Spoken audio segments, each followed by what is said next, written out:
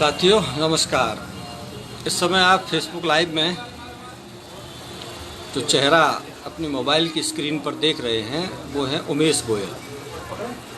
उमेश गोयल फिलहाल बयाना इलाके के एकमात्र माध्यमिक बालिका विद्यालय के प्रधानाचार्य और प्रधानाध्यापक पद की इस परीक्षा में अभी इन्होंने सफलता प्राप्त की है और सफलता प्राप्त करने के बाद ये बालिका विद्यालय के प्रधानाध्यापक बने हैं। लेकिन केवल बालिका विद्यालय के प्रधानाध्यापक होने की वजह से हमने इनको यहाँ नहीं बुलाया। हमने इनको यहाँ बुलाया है आप लोगों को ये बताने के लिए कि इंसान अगर अपने अंदर दृढ़ निश्चय रखता है, कुछ करने की तमन्ना रखता है, तो सफलता खुद चल के उसके पीछे पीछे आती है। आप उमेश गोयल जी से ये जानेंगे कि कैसे एक के बाद एक और एक के बाद एक लगातार सफलताएं इन्होंने प्राप्त की हैं। उस दौर में सफलता इन्होंने प्राप्त की है जब देश में कई नेता तो नेता हैं, कुछ भी कह देते हैं। ये कहते हैं कि देश में रोजगार तो बहुत है लेकिन युवा योग्य नहीं है। तो युवा योग्य हैं या नहीं हैं, सफलता कैसे प्राप्त की जा सकती है, सफलता के लिए क्या ध्येय होना चाहिए और क्या सोशल मीडिया भी सफलता का एक माध्यम हो सकता है। क्योंकि सोशल मीडिया को लेकर के समाज का एक नकारात्मक छवि सामने आई है कि इन पर केवल अनाप शनाप चीज़ें सर्च करने के अलावा लोग कुछ नहीं करते हैं। तो क्या सोशल मीडिया भी इंसान की सफलता में सहयोगी हो सकता है? इन तमाम सारे बिंदुओं पर बहुत संक्षेप में हम उमेश जी से जानेंगे। पहले तो उमेश जी आपका बहुत बहुत धन्यवाद कि आप अपना कीमती समय निकाल करके यहाँ हमारे साथ आए और जुड़े। तो सबसे पहले आप शुरुआत से ये बताना शुरू कीजिए कि आपके जीवन में सरकारी नौकरी के नाम पर पहली सफलता कब और कैसे मिली। सुनते हैं उमेश जी से। नमस्कार दोस्तों, संवाद फॉर यू के समस्त दर्शकों को मेरा हार्दिक अभिनंदन और साधुवाद। संवाद फॉर यू की टीम को भी मेरा धन्यवाद जिन्होंने मुझे इस इंटरव्यू के लिए चुना। मैं सबसे पहले जो मेरी सफलता है उसके बारे में बताना चाहूँगा कि मेरी जो पहली सफलता है वो पटवारी परीक्षा उत्तीर्ण करने से रही।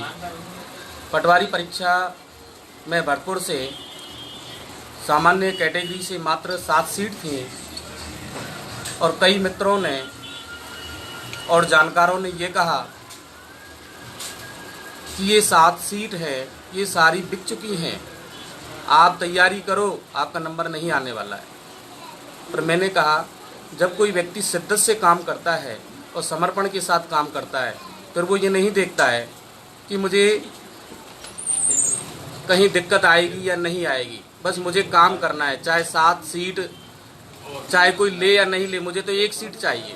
और मैंने बड़ी शिद्दत के साथ तैयारी की और उसके जो 3 भाग थे, तीनों भागों को बहुत ही अच्छी तरह से मैंने तैयार किया और पेपर में बहुत शांतिपूर्ण तरीके से अपनी नर्व को कंट्रोल रखते हुए पेपर को दिया।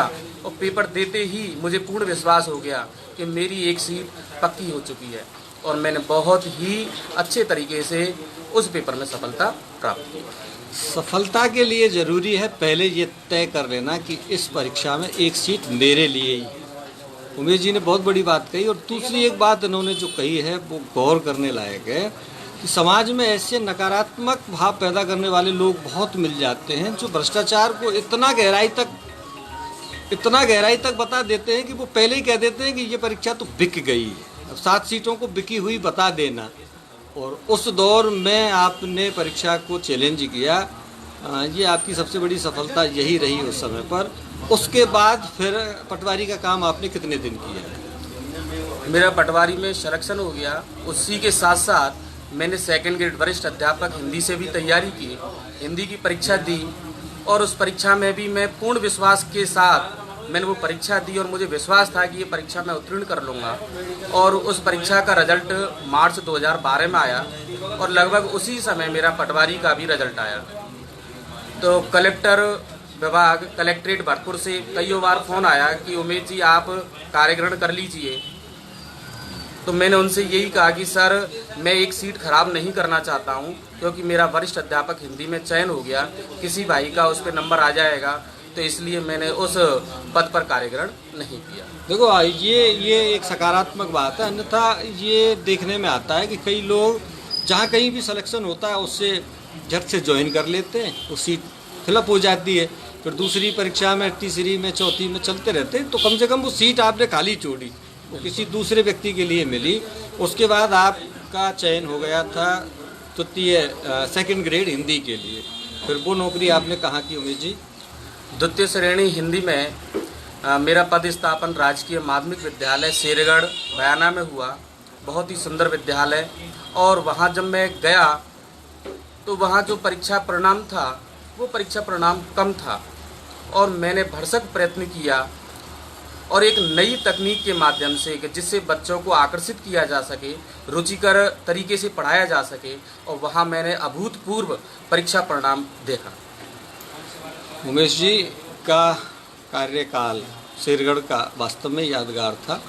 मुझे ज़्यादा तो नहीं है, लेकिन इतना ज़रूर पता है कि उस समय यहाँ एसडीएम थे मिस्टर नरेंद्र वर्मा, और नरेंद्र वर्मा वहाँ निरीक्षण करने गए थे। निरीक्षण करने के बाद जब उनसे मेरी बात हुई थी, तब उन्होंने ये चर्चा की थी कि लोग भले ही शेरगढ़ विद्यालय के बारे में कुछ भी कहते हों, लेकिन वहाँ मुझे एक अध्यापक ऐसे मिले जो अपनी पूरी मेहनत के साथ काम कर रहे हैं, और मेहनत का कोई शॉर्टकट विकल्प होता भी नहीं है। उसका बाद आपका अगला पड़ाव कहाँ का रहा उमेश जी? द्वितीय श्रेणी अध्यापक का मैंने शेरगढ़ बहुत अच्छा काम किया। उसी दरमियान वरिष्ठ व्याख्याता परीक्षा हिंदी का एक परीक्षा आयोजन हुआ, तो मैंने सोच लिया कि मुझे अब व्याख्याता बनना है, और इस परीक्षा को मैं आराम से पास कर सकता हूँ, क्योंकि हमारे गुरुजी ने कहा कि जब जीवन में संकल्प हो और विकल्प ना हो, तब हम सफलता को बहुत ही आसानी से प्राप्त कर सकते हैं, और सफलता प्राप्त करने के लिए समर्पण बहुत आवश्यक है। तो मैंने अपने पूरे समर्पण के साथ, विकल्प नहीं रखा कि मैं वरिष्ठ अध्यापक हूँ मुझे यहीं रुकना है, पूरे समर्पण के साथ मैंने बहुत शिद्दत से तैयारी की, और ईश्वर की कृपा से बहुत आसानी से मुझे प्रथम श्रेणी व्याख्याता प्राप्त हुई। व्याख्याता में आपका चयन हुआ, और उसके बाद फिर आपने व्याख्याता के पद पर कौन से विद्यालय में काम किया?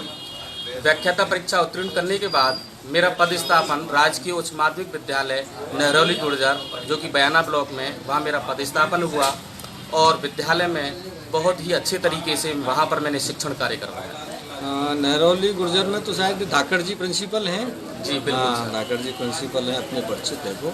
उसके बाद अब आपने ये चौथी परीक्षा उत्तीर्ण की है, प्रधानाध्यापक आरटीएससी के द्वारा आयोजित सीधी परीक्षा जो है जी। अच्छा, इसके बारे में कुछ बताइए थोड़ा सा। जब मैं नहरौली गुर्जर था, उसी दरमियान 5 वर्षीय अनुभव के आधार पर प्रधानाध्यापक माध्यमिक शिक्षा विभाग बीकानेर के माध्यम से एक परीक्षा आयोजित की गई। इस परीक्षा में कई भाग थे, जिसमें हिंदी, अंग्रेजी, गणित, विज्ञान, बहुत सारे विषय थे, आरएसआर वगैरह। उन सभी को मैंने बहुत ही बारीकी से और यूट्यूब के माध्यम से तैयारी की। अब आई है काम की बात। सफलता तो आपने प्राप्त कर ली, लेकिन ये जो बात आपने छेड़ी है यूट्यूब वाली, तो आज के युवाओं को जिनके लिए ज़िंदगी ही मोबाइल है, सोशल मीडिया ही जिन्होंने अपनी ज़िंदगी मान लिया है, और उसी पर उंगलियां चला करके वो दिन भर अपना समय जाया करते हैं, उन्हें आप कुछ ऐसा बताइए ताकि उनके जीवन में ये सोशल मीडिया उपयोगी बन सके। मैं सबसे पहले एक चीज़ बताना चाहूँगा कि अभी कुछ दिन पहले मैंने यूएसए के एक बहुत बड़े डॉक्टर का आर्टिकल पढ़ा। उसमें ये कहा कि अगर हम मोबाइल का बहुत अधिक यूज करेंगे तो अगले 15 से 20 साल में हमारे घर में एक पागल ज़रूर होगा या पागल पैदा ज़रूर होंगे। तो हमें सबसे पहले तो कम से कम मोबाइल का उपयोग करना चाहिए। दूसरा, मोबाइल का उपयोग करें तो हमें अपना ये देखना है कि हमें कितना फ़ायदा हो रहा है। किसी भी काम को करने से पहले उसके फ़ायदे नुकसान की जानकारी बहुत ज़रूरी है। मैंने लेक्चरशिप की तैयारी की, कहीं किसी कोचिंग में जाने की आवश्यकता नहीं पड़ी। मैंने व्हाट्सएप पर ग्रुप बनाया और ग्रुप बना करके अपनी समस्याएं रखी, दोस्तों से समस्याएं शेयर की, उन्होंने अपनी आंसर दिए, वो समस्या पूछते हैं तब मैं आंसर देता था। और प्रधानाध्यापक भर्ती में जहाँ मेरे मित्र 50-50 हज़ार रुपये खर्च कर कर जयपुर गए, घर को छोड़कर 4 महीने रहे, मैं नहीं गया। मैं यूट्यूब के माध्यम से मैंने आपके दिल्ली यूनिवर्सिटी है, राजस्थान यूनिवर्सिटी है, उत्कर्ष कोचिंग जोधपुर है, अच्छे चैनल को सर्च किया, उनके शॉर्ट नोट्स बनाए और उसके माध्यम से तैयारी की। और मैं इतना कॉन्फिडेंट था कि जो 50,000 खर्च कर रहे हैं वो शायद पास हो ना पाएँ, पर मैं ज़रूर पास हो जाऊँगा, और ऐसा हुआ भी। ये प्रत्यक्ष को प्रमाण की कोई ज़रूरत भी नहीं है कि आपने तमाम परीक्षाएं जो उत्तीर्ण की हैं वो केवल अपनी व्यक्तिगत मेहनत के आधार पर ये सफलताएं अर्जित की हैं और समर्पण के साथ आपने काम किया है।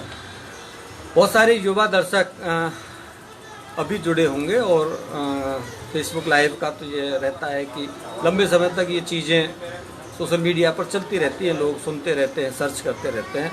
अब सफलता का कोई और रास्ता थोड़ा सा मतलब अपने अनुभव से लोगों को थोड़ा सा ऐसा मैसेज कीजिए ताकि ये दिशाहीन युवा पीढ़ी जो आज बड़ी मात्रा में बेरोज़गारी का रोना रोती है, बेरोज़गारी है भी, ये भी नहीं कहा जा सकता कि देश में कोई बहुत ज़्यादा रोज़गार है, देश में रोज़गारों की कमी है, लेकिन टैलेंट के लिए शायद कमी नहीं है।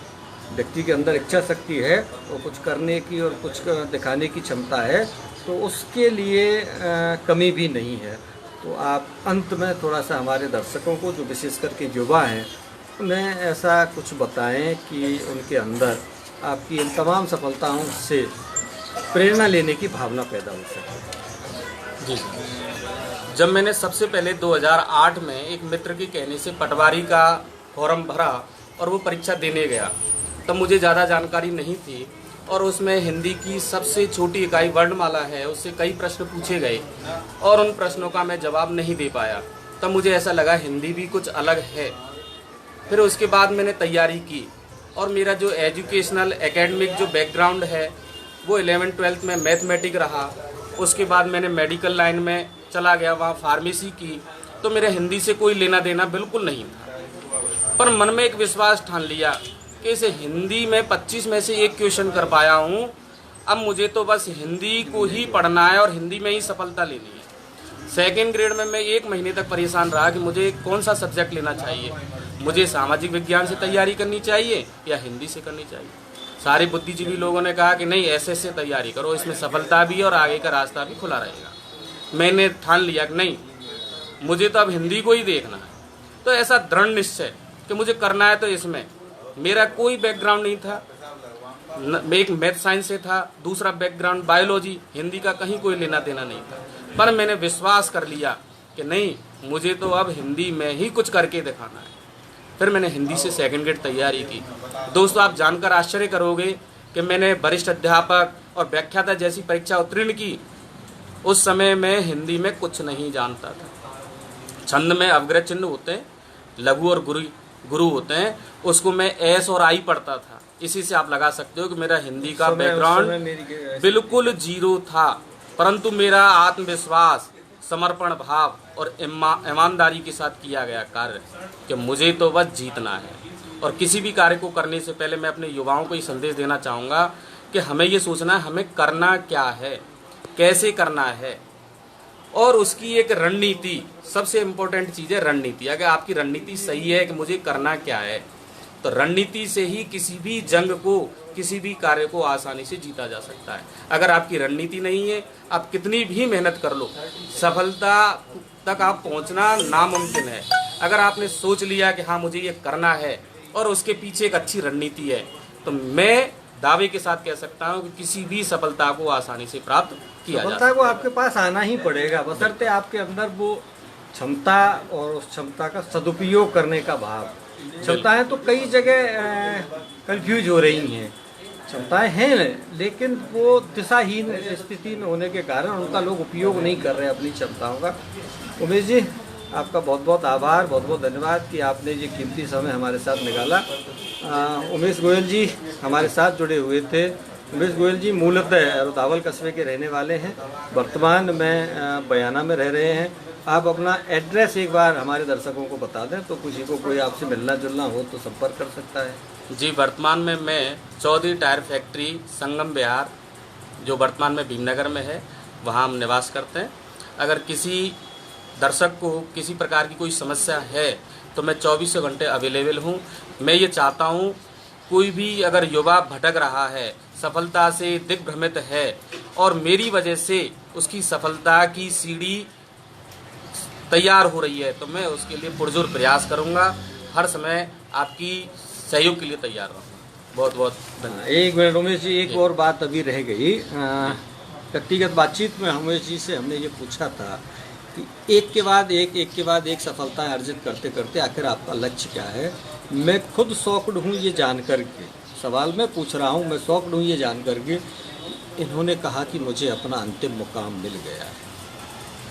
ऐसे समय में जब लोग तमाम प्रशासनिक पदों को पाने के लिए जी तोड़ मेहनत करते हैं, उमेश जी से मिलकर के आपको लगेगा कि कैसे ये चाहते हैं कि देश में, समाज में बदलाव अगर किया जा सकता है तो वो एक बीएड करने के दौरान एक थिंकर की लाइन पढ़ाई जाती है, एक देश का भविष्य कक्षाओं में तैयार हो रहा है।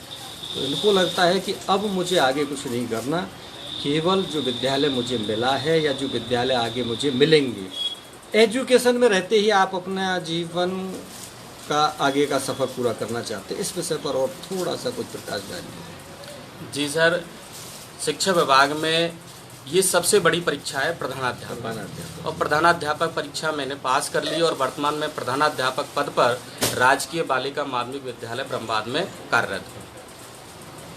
सर ने जैसा पूछा कि आपका लक्ष्य क्या है, अब मेरा लक्ष्य, मैं अपने आप को यही संतुष्ट पाता हूँ, क्योंकि मुझे पता है कि इसके बाद मुझे पदोन्नति से प्रधानाचार्य पद और शिक्षा विभाग के अन्य पद प्राप्त होने हैं। कुछ मैं हल्का फुल्का, ज़्यादा नहीं, मैं अध्यात्म से भी जुड़ा हुआ हूँ। तो मेरे अंदर एक भावना शुरू से थी कि जो मनुष्य है, इस देह को प्राप्त करने के लिए देवता भी तरसते हैं, और उस मनुष्य में भी शिक्षा जैसा पुनीत और पवित्र कार्य मिल जाए तो उससे ज़्यादा बढ़िया नहीं है। मैं अपने विद्यालय में भी अपने गुरुजनों से यही कहता हूँ कि जो आपका कन्यादान है वो बहुत ही छोटा दान है, विद्यादान बहुत बड़ा दान है। इस दान से आप किसी बच्चे के पूरे जीवन को सुधार सकते हो, और बच्चे से जुड़ा हुआ जो परिवार है उसको भी सुधार सकते हो। हमें ज़्यादा कुछ नहीं करना है, बच्चे का जीवन सुधारा, समाज सुधरेगा, और समाज सुधरेगा तो राष्ट्र सुधरेगा। राष्ट्र निर्माण में हमें वो ताकत नहीं है कि हम फौज में जा पा रहे हैं और उस शहादत को प्राप्त कर रहे हैं, हम राष्ट्र निर्माण में वहाँ तक नहीं पहुँच रहे हैं, परंतु राष्ट्र निर्माण की जो नींव है अगर उसको सुधार दें। हमें ऐसा भी नहीं करना है कि केवल अंकों की दौड़ के पीछे दौड़ना है। हमें बच्चे 100 नंबर वाले बच्चे नहीं चाहिए, चाहे बच्चा हमारा 90 लाए, हमें एक अच्छा इंसान भी बनाना है जो समाज के लिए कहीं ना कहीं काम आए। राष्ट्र निर्माण में हमें अपनी महती भूमिका निभानी है, यही मेरा सबसे बड़ा लक्ष्य है। साथियों, आप देख रहे थे उमेश गोयल जी को। अब इस वार्ता को यहीं विराम देते हैं। आप हमारे चैनल को सब्सक्राइब करते रहें, लाइक करते रहें, शेयर करते रहें। हम ये बात सिर्फ इसलिए आपसे कहते हैं ताकि अच्छी से अच्छी जानकारियाँ अधिकतम लोगों तक प्रसारित हो सकें। जो दर्शक हमसे जुड़े और जो दर्शक बाद में इसको लंबे समय तक देखेंगे, सुनेंगे, उन सबका बहुत बहुत आभार। उमेश जी, आपका बहुत बहुत आभार, धन्यवाद। नमस्कार।